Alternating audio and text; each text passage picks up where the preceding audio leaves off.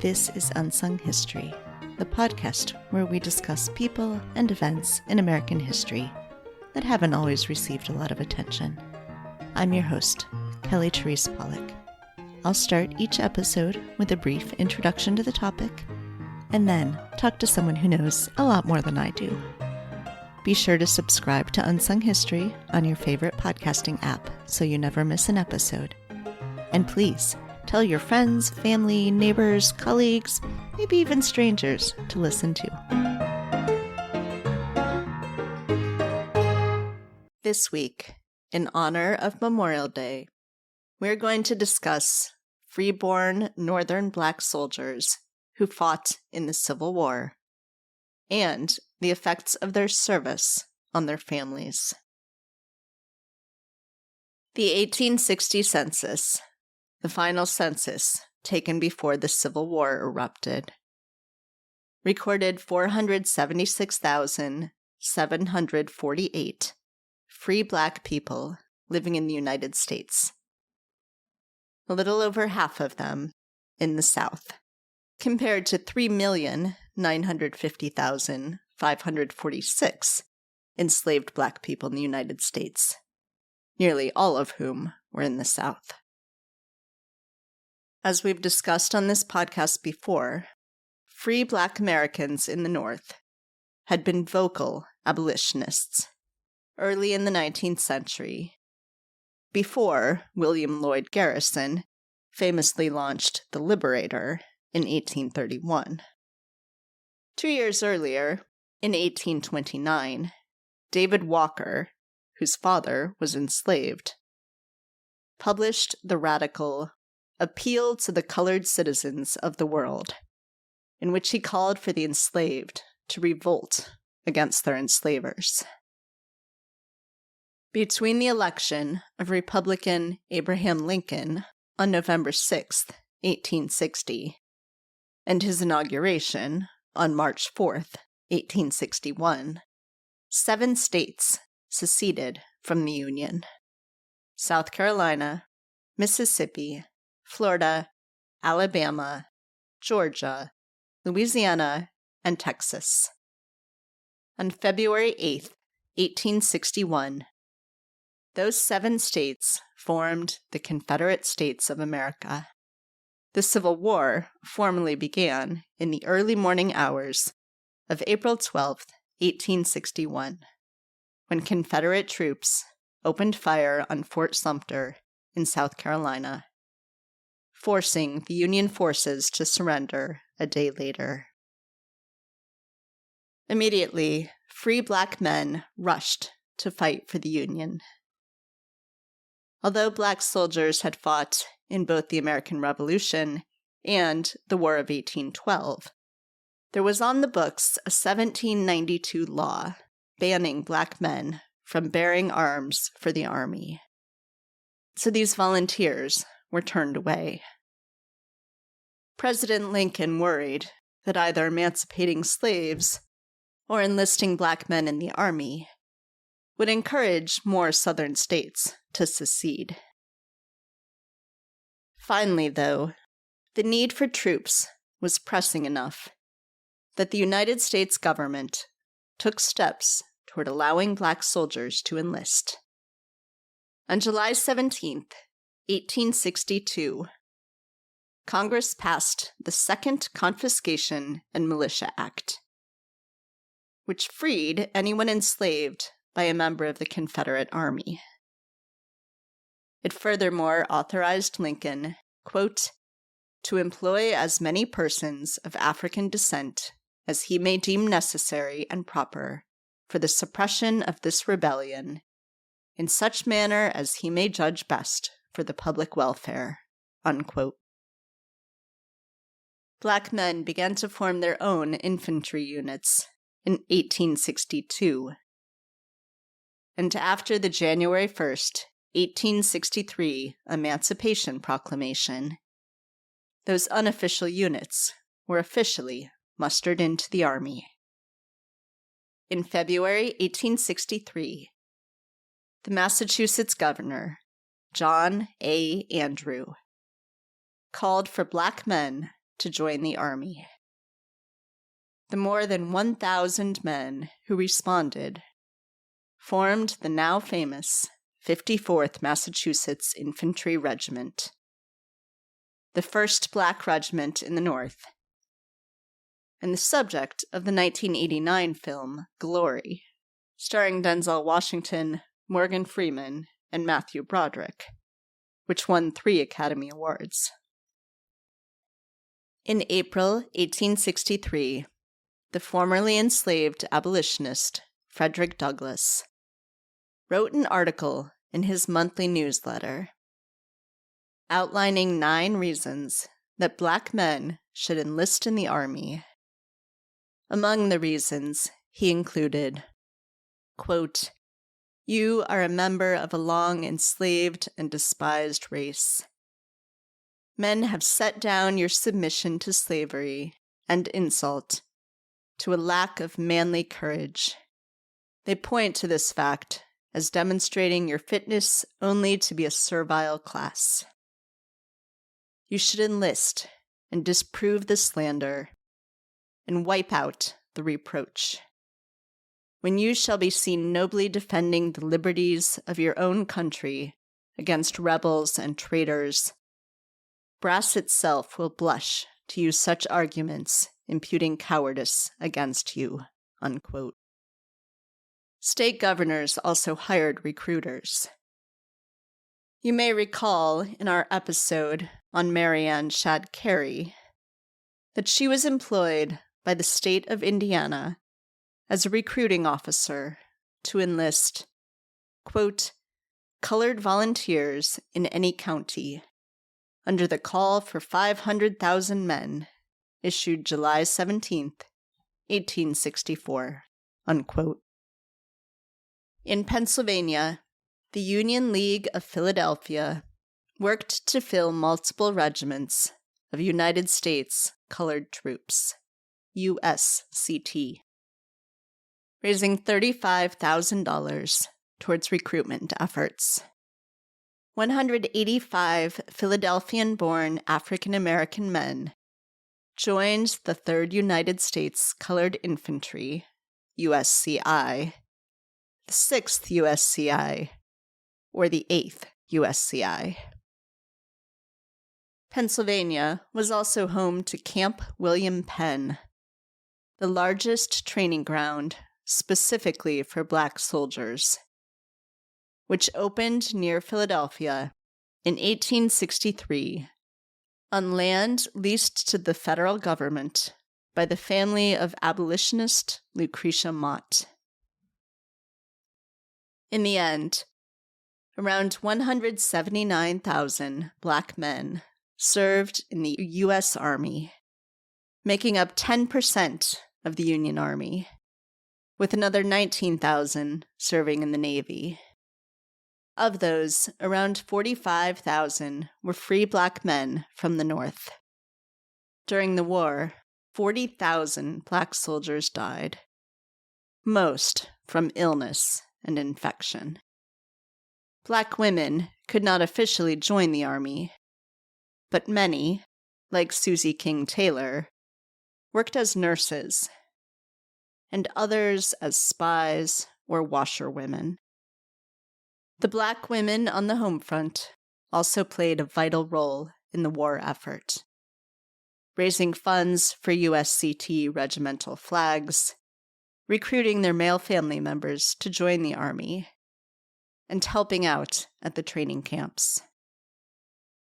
The families of the Black soldiers keenly felt the effects of the war, struggling to make ends meet while the men were at war, earning a paltry sum for their service.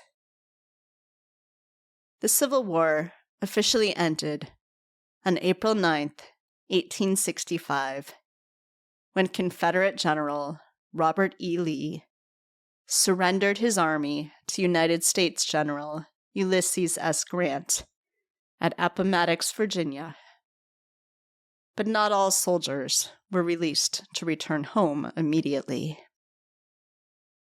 Once the war and their service came to an end, The soldiers' families continued to feel the effects of the war, caring for the physical and emotional scars of the men who returned home, and feeling the hole in their families left by the men who did not return. Joining me now to help us learn more about Black soldiers and their families in the Civil War is Dr. Holly Pinheiro, Jr., Assistant Professor of African American History at Furman University, and author of The Family's Civil War: Black Soldiers and the Fight for Racial Justice.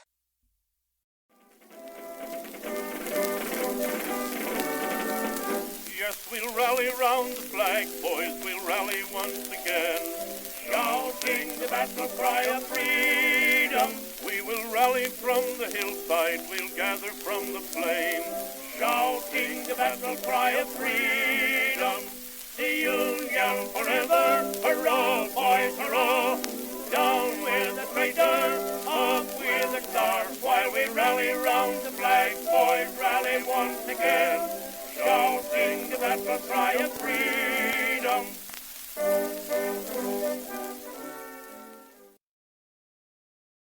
Hi, Holly. Thanks so much for joining me today. Thank you, and thank you to your audience for taking the time to listen to this conversation. Yeah, so I want to hear a little bit about your inspiration for doing this research, for writing this book. So I think first and foremost, like my inspiration comes from a personal place. Being the child of a woman who served for over 20 years in the United States military, particularly the United States Navy, this work is very personal. And I say that because I've seen, whether it was my mother serving in direct combat, being deployed in and outside of the United States, and her children, tagging along through that whole process, but even in her mustering out and issues with a lack of medical care for mental health, unemployment, you name it. For me, it's been that I'm frustrated. And it's not just academics, I want to be clear, when society seems to only want to talk about those who've served as labels, as veterans, or as service members, and not as human beings. So for me, that was very important. And then there's no question that my affinity for the film Glory, which came out in 1989, 1990, and its phenomenal cast that included Denzel Washington and others. It was a film that was played every year, I felt like, in social studies. Those undoubtedly influenced my decisions and really my family's commitment when I was a young child to know Black history, because I can remember one of my uncles saying, "You need to learn the history that's not being taught in schools." And he was right. So a lot of history that's written is written about people who've left a lot of written record, right? So we get lots of history of, presidents or whatever, because there's tons of written records about them. And you're specifically looking at people who didn't leave their own written record in a lot of cases. So can you talk a little bit about how you find those ways to look at their stories, the kind of sources that you're looking at to get more about these people? I mean, that's a great question. And you actually hit the nail on the head that I think academics, society, and even, museums, films, whatever, we have hyper-focused ourselves on those who had the times, the means, and the resources to sit down and catalog various events, how they experienced it, what it meant to them. And not, well, I don't want to say universally, but in a number of those instances, those are people that come from privilege. And unfortunately, their voices dominate the historical narrative. And that, to me, and other scholars that I've talked to recognize this as well, it does a disservice to those who were working class, working poor, enslaved, newly arrived to a new country that didn't speak the language.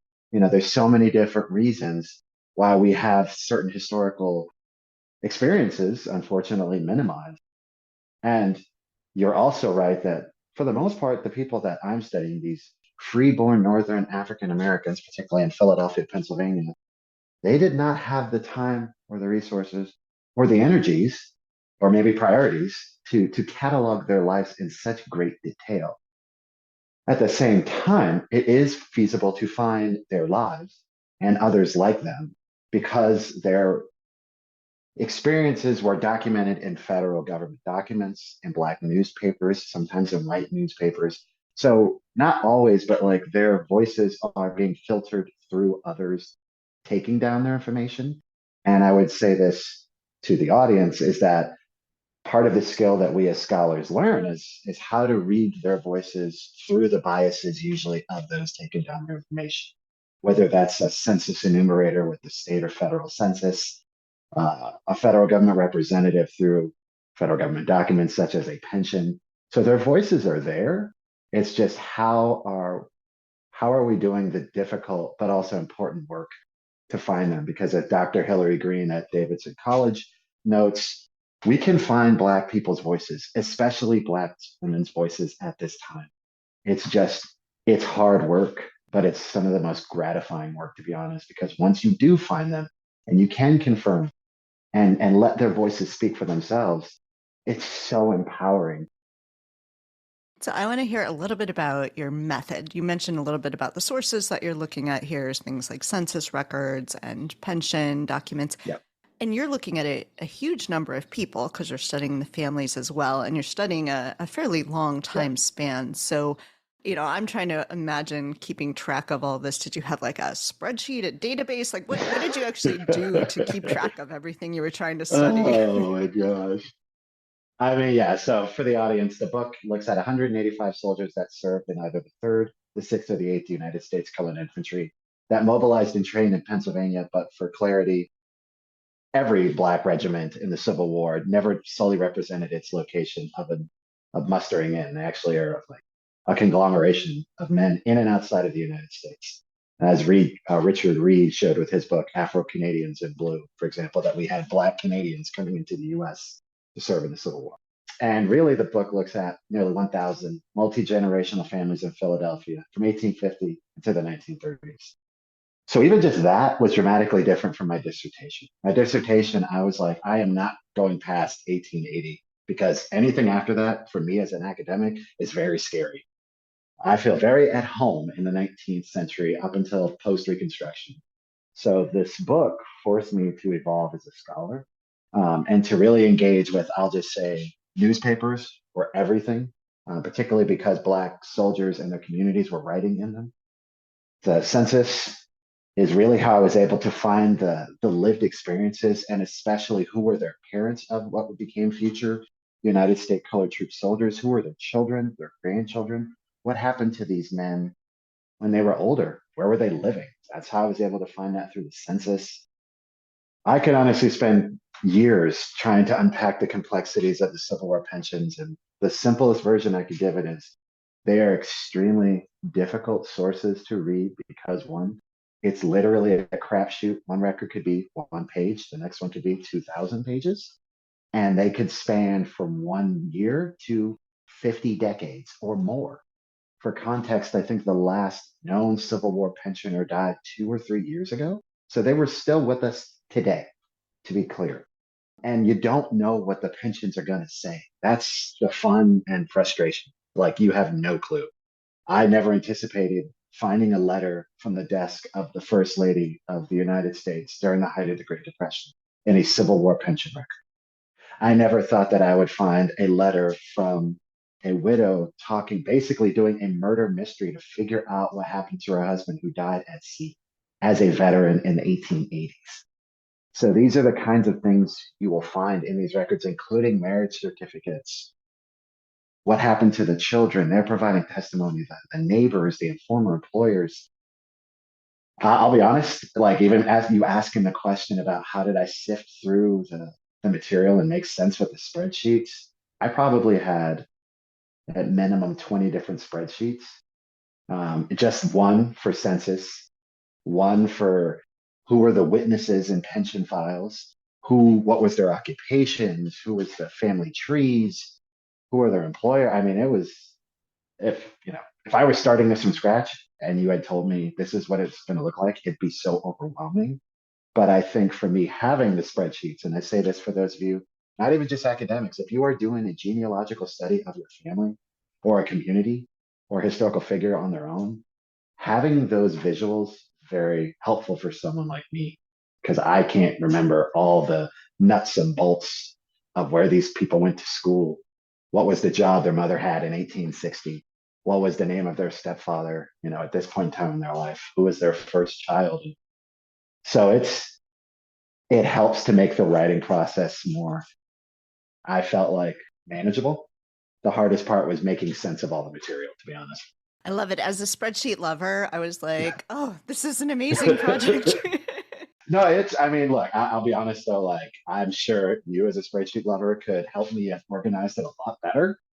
And like, I'm starting my next book project and I'm like, oh my gosh, I don't know what I'm doing right now. And that's okay. But I mean, to those out there who might be in the midst or process about to, organization is very important. And I mean, even when you're writing down things like, so with the pensions, they're not paginated, right? So each pension file that I had to write down the person's name, all their information, and what page it was on each sheet of paper, because I learned the hard way that if I didn't do that, I wouldn't remember where something was. So when I'm going through and cataloging on page 12, Kelly says this point, but if I don't remember that, now I have to go sift through this massive document to find that one phrase I want to use in the project. So organizational skills to your audience is so important for your sanity. Yes. I think that's true in all phases of life, really. Well, as someone with a newborn child, like that is a fantasy having organization. So you document how difficult their service in the war was, not just, of course, to the soldiers, but to their families back home. So what do we know about why these men joined the army? Why were they Right. fighting? I think you make it pretty clear it's not for money. So, what's going on here? Right. I mean, that's a great question. And, if I were to take a step back in the project, it's why were they doing this knowing the normalization of anti-Blackness in the United States, the discrimination that women of all races and classes experienced, right? Like, and how in a state like Pennsylvania, which eventually will have its final gradual emancipation, I think in 1848, how life was still difficult being a free Black person because, and this is just my critique of the way we talk about slavery, and a caveat to your audience, this is not saying that we need to move on from slavery. As someone who had family members enslaved in the Carolinas and Florida, for example, the history of slavery is very important and personal. But it's what I think gets lost is that we are so focused on bondage that we don't want to take the time to talk about racism in free locations. And that's really important because their experiences as children, as I point out in the book, they and their families and communities in Philadelphia are normalized to large scale race massacres. Just for context, there's one in 1834, 1838, 1842, 1844, and 1847. So they don't need the Civil War to fight for equality. They're fighting just trying to walk the streets, go to school, to maintain a job, to not be murdered. Because the one that happened in 1838 was the Pennsylvania Hall burning. And the very short version of what led to that was Black and white women who were abolitionists walking arm in arm to protest slavery. In the aftermath of that event, anti-abolitionists in Philadelphia burned that institution, then burned Black churches, homes, schools, businesses. So to me, it's like they are at war for survival before they were ever put into the uniform.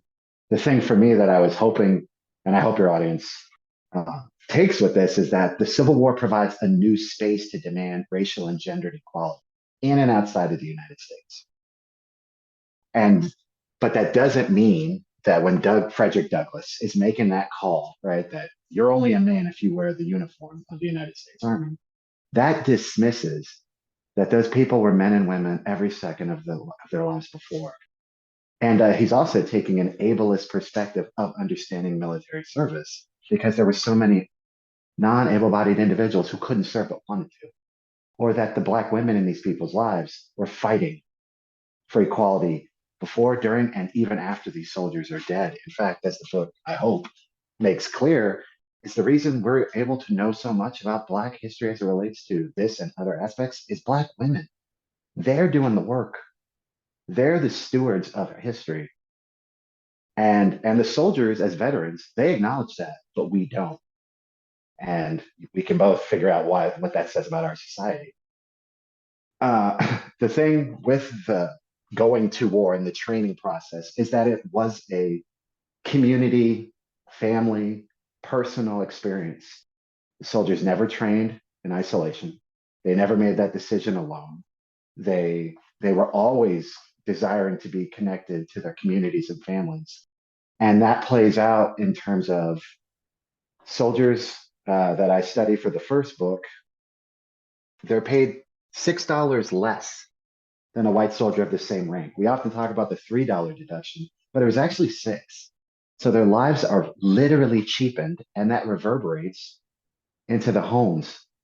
So their families are being told that your male kin is literally worth less than a white man because they're Black, period. And then on top of that, the soldiers don't get paid for 9 months. As I tell my students at Furman, if Furman don't pay me on the first of the month and you think I'm coming into work, you must be out of your mind.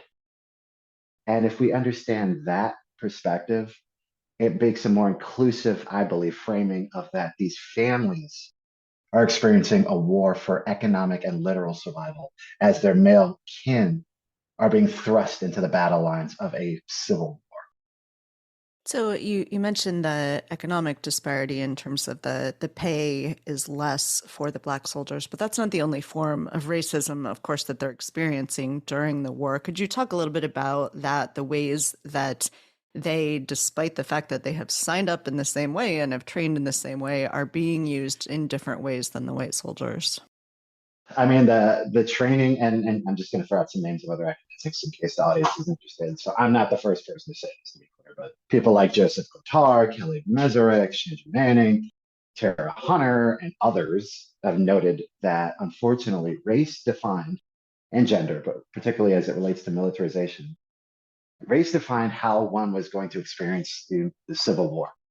And unfortunately for Black men, not just African Americans, Black men in general, they are automatically being viewed by the United States War Department and most, but not all, commanding officers as inferior, and I'm putting quotes on that, intellectually, but they're supposedly superior physically.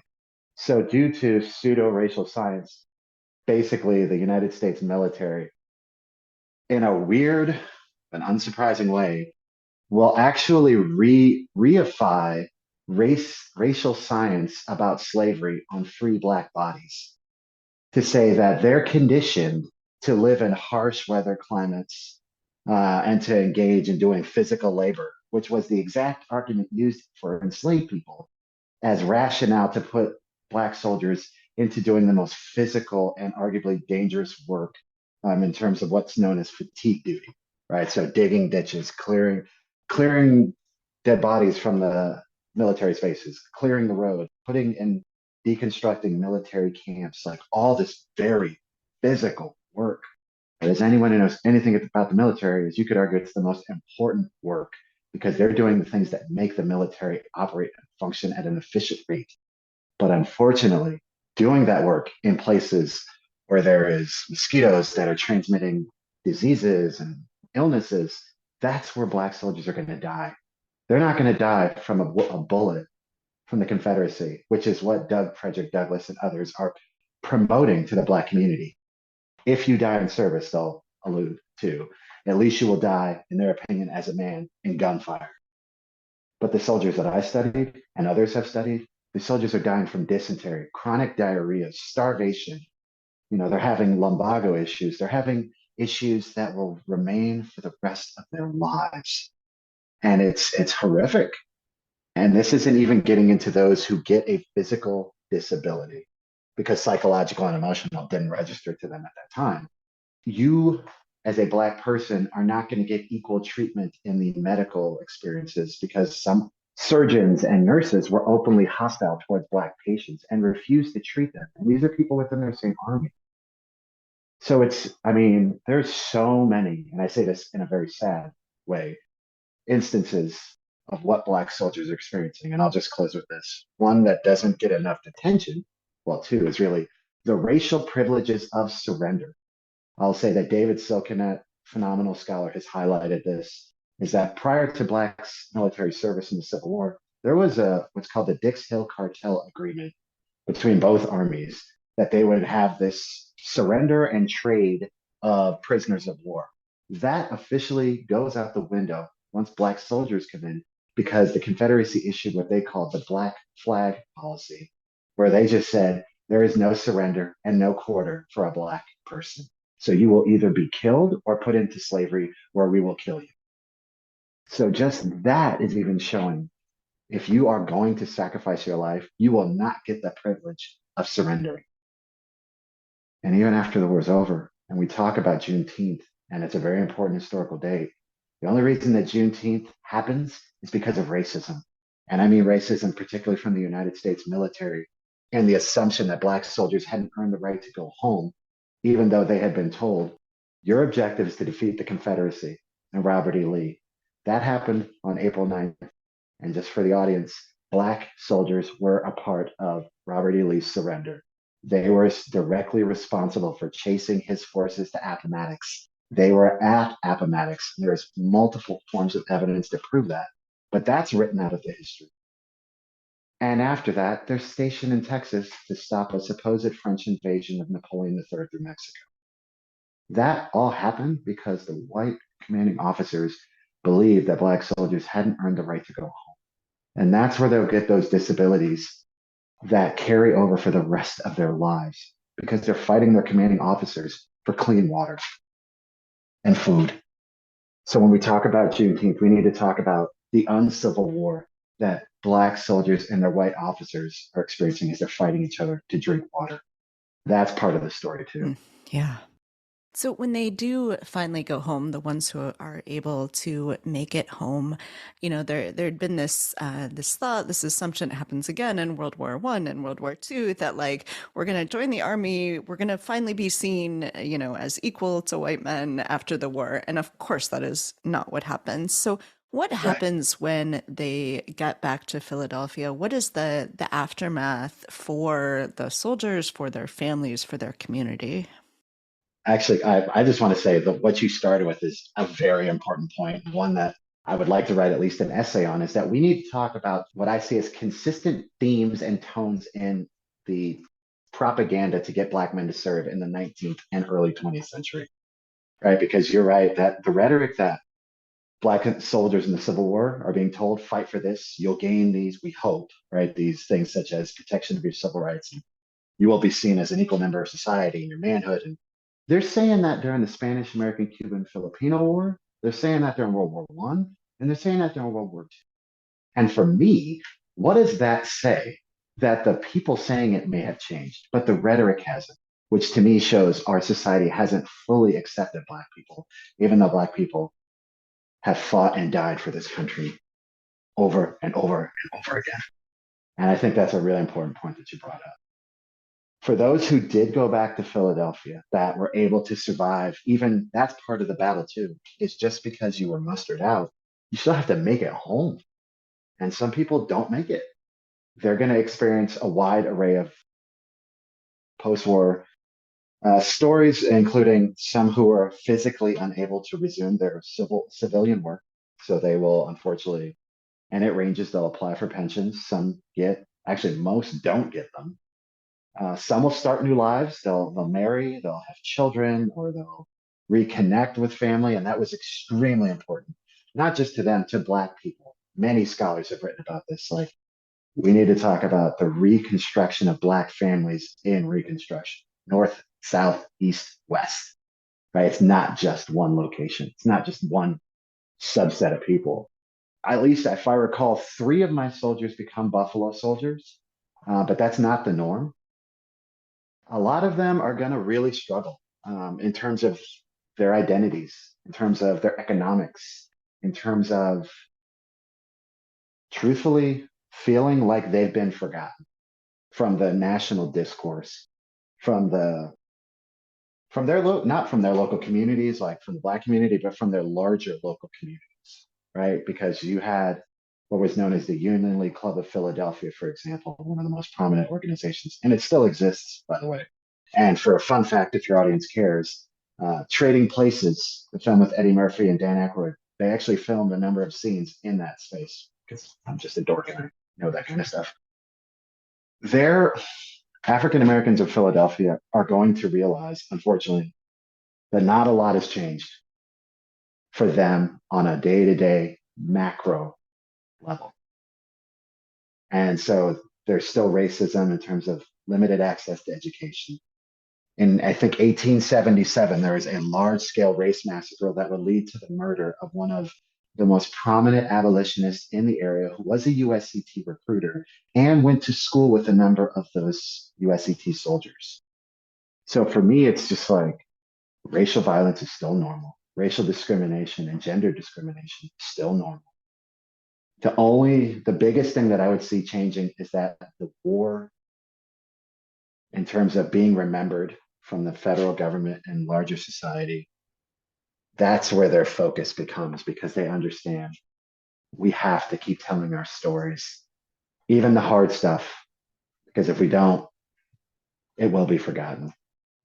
Yeah, so let's talk some about the pensions then, because that's one of it's a material thing, but it's also a remembering their service. So the rules around the pensions, you mentioned they don't all get them. The rules are complicated. It takes some effort to get a pension, even when you are eligible for one. And then the rules keep changing depending on who's president. Yep. So what is going on here? Talk to me about these pensions.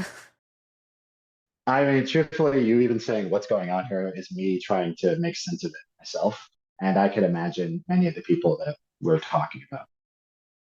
So, to give the very simple, and this is not going to be satisfactory probably to the audience, the pensions is firstly, there were different kinds. There's what's known as an invalid, or that one's for a veteran. Then there are dependent pensions that range. And again, I don't want to get into the weeds because this would take too long, but there's mothers, fathers, widows, and minors up until the age of 16.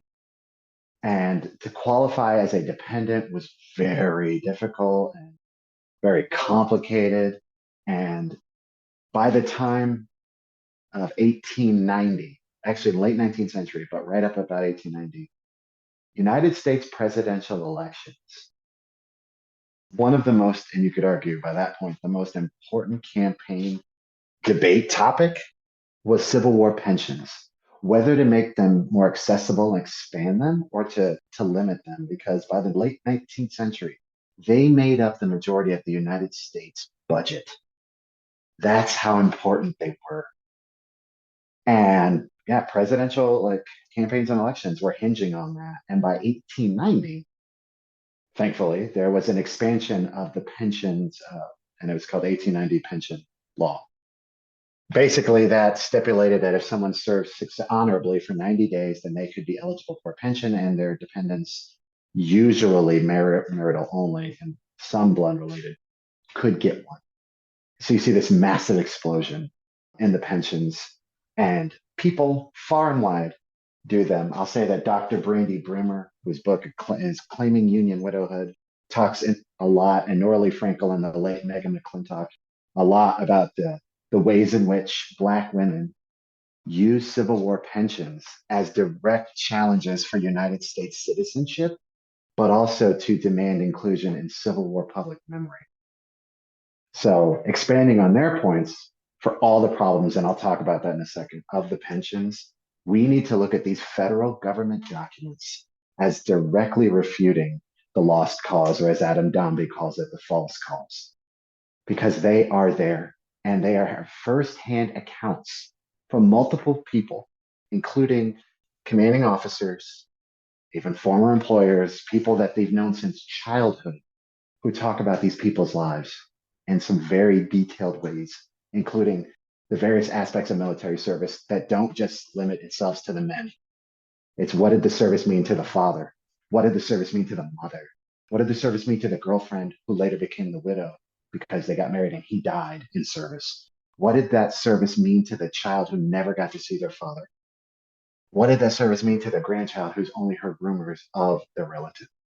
Right. And so it's like, that's important because, as Hillary Green points out, those people were living monuments, and we need to remember them. The book's title actually partly comes from the battles over Civil War pensions and the federal government's obsession with questioning the legitimacy of Black families. And pensions are horrible in this sense. They're extremely invasive.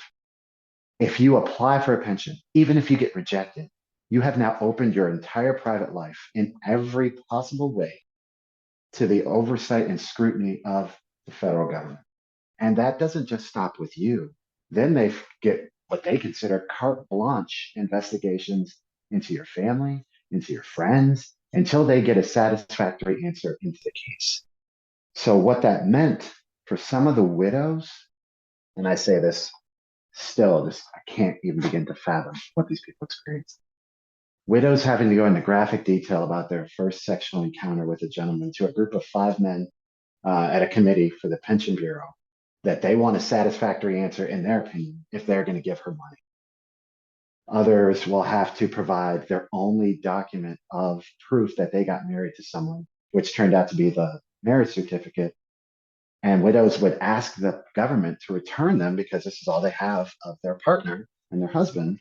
And the federal government would say, no, this is now a historical record and you will never get this back. And your case has been rejected. Another widow, unfortunately, she will successfully get a pension. That's not the hard part. The unfortunate part is that some of her white neighbors were very jealous about the fact that she got that money, which, for context, a pension paid out an individual every month. And so it did not imply that you're making enough money through these to live an affluent life. It was just supposed to supplement your income for an individual. Her neighbors basically will admit that they don't like her. They're very jealous. So they will spread a rumor that she's a sex worker because they've seen individuals, including men, going in and out of her house. Pension Bureau will do an examination over multiple years into her life. Pension agent will later admit, yeah, this is probably all a lie. I don't care. We need to cut the numbers. Because it turns out one of the people that had been going in and out of that house that was men was her brother. And they didn't care. And the people going in and out of the home was because she was a laundress and that was how she made money to survive. But to the federal government, how dare you? Because what pensions, and these were federal laws, and if you violated them, you would do federal time, to be clear. They had laws that stipulated if a widow became a pensioner, then legally she could never be intimate with another man again for the rest of her natural life. And if it was proven or suspected that she had violated those terms under the perception of federal government, not only would they say horrific things about her personal and private life in federal government records, she could do jail time, and on top of that, like, she would be removed from the pensions. So these people are at war with the federal government over their private lives, over public memory, over their family sacrifices, and over the definitions of what is a legitimate family structure. And these are things that we don't talk about with free Black people. So let's talk a little bit then about kind of stepping back about the importance of including stories like these, lots more stories that have yet to be told in our larger memory of the Civil War. I think, and now when I started this project in grad school, here's why I think this project and stories like it matter. And I'm happy to share this with you and your audience.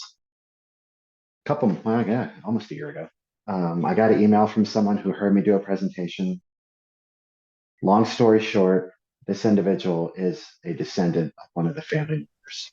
So if you read the book, and I'm sure your audience does, if you turn to the back, it has the list of all the men's names who were soldiers, date of enlistment, their civilian occupation at the time, and their age, right? So hopefully you can find them if these were somebody that you're interested in learning more about. So it turns out one of those family members reached out to me and she read the book. Glad I'm not on camera, so I don't have to be seen. I'm a crier, so And every time I read email, it makes me cry because it just hits so hard for me. But she's like, so grateful that you have not hyper focused on Alfred. That was his name, Alfred Rothwell. It's Alfred, and stories like his matter. But you've done the women in my family justice. You've talked about Elizabeth. I know the way she wanted to be seen, and you understand she is important, and her kids were important, and my family is important. And I've had the privilege to interview her, and I've asked her questions. What would you say to historians, to museums that talk about Frederick Douglass to understand Philadelphian or Pennsylvanian history and the Civil War? Why don't we talk about your family? Why is someone like your family someone that we need to value as being key contributors to making the United States what it is today? And I mean, I say that in a positive way, not the realities of different aspects of life. And so for me, it's like that these communities, these people are calling, that are still here today, are saying, what about us? And so next week, I'm doing a presentation. She's invited me to talk with a bunch of different African American who are doing genealogical studies of their families and their community. And this is why I do this project. I don't do this for a book award. I don't care if it ever wins a prize. I care about being told by a community member, you see us, you see our day to day, and that's important. And we don't need to just focus on a leader to understand my life. So I say to your audience, like, as you're doing this work, even not to say you don't need to talk about a Douglas or a Lincoln, but anytime you can provide an intervention of people on the ground level, because Lincoln wasn't doing the battles, Douglas wasn't doing the battles, not like that. We were doing different battles, very important one. But Black Philadelphian life needs to be told through the people there every second of the day trying to survive and whose families are still fighting. Yeah. Oh, that's beautiful. So please tell the audience how they can get a copy of your book. Yes, thank you. So firstly, I just want to say to your audience, this means more to me than you'll ever know. Because when I started this project years ago, I was told that this isn't legitimate history. This isn't legitimate Civil War history. Talking about women, talking about African Americans who weren't enslaved to understand the Civil Wars, some people don't value. So for me to be able to have this moment and for Kelly to provide it, it means more than you'll ever know. If you are interested in the book, I would say you can either get it through the University of Georgia Press, or I've seen it on Amazon. I've seen it on eBay. I will say this to your audience. I recognize that not everyone has the financial means to buy books. And I'll just say, like, if paperback is all you can afford or the ebook, I will be grateful and that relative will be grateful. But if that's not possible, it's not unheard of for, if you have a library card, to go to your local library or your institution of higher or whatever and ask them to purchase a book, because I want this book accessible. When I look at where this book is, I take more pride in knowing that it's at the Dallas County Public Library or the Chicago Public Library or the New York Public Library than anywhere else, because that means all one needs is a library card and that you can read this and then let someone else know. So I would just say, ask your local libraries to purchase a copy, because that, I'm telling you, that would mean the world to me and to these communities. Is there anything else that you wanted to make sure we talk about? So I'll just say, firstly, I am working on my next book, which is going to look at all Black Pennsylvanians that served in Camp William Penn. That book's not going to be out for a long time. I'm very excited for that. And also, just if you do end up reading the book and you want to drop even a comment on Amazon, it's just like, hey, good book, because for some people that matters, seeing that, or posting, as I tell sometimes, just post a picture of the book on social media and just say, read it, tell your library to get it. I think making it aware that there's scholarship like this and others is important, because I think we get lost in, let's focus on the books that have won all the prizes, but what about the books that are getting the approval of the communities that they're studying? Holly, thank you so much. This was a great read. I really enjoyed the book, and it's just been fantastic to talk to you. Thank you so much. And again, thank you to your audience. The Union forever, hurrah, boys, hurrah, down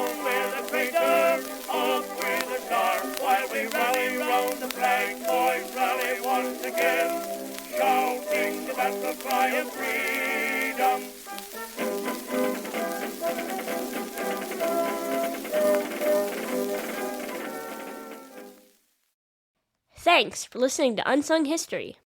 Please subscribe to Unsung History on your favorite podcasting app. You can find the sources used for this episode and a full episode transcript at unsunghistorypodcast.com. To the best of our knowledge, all audio and images used by Unsung History are in the public domain or are used with permission. You can find us on Twitter or Instagram at unsung__history or on Facebook at Unsung History Podcast. To contact us with questions, corrections, praise, or episode suggestions, please email kelly@unsunghistorypodcast.com. If you enjoyed this podcast, please rate, review, and tell everyone you know. Bye! MSW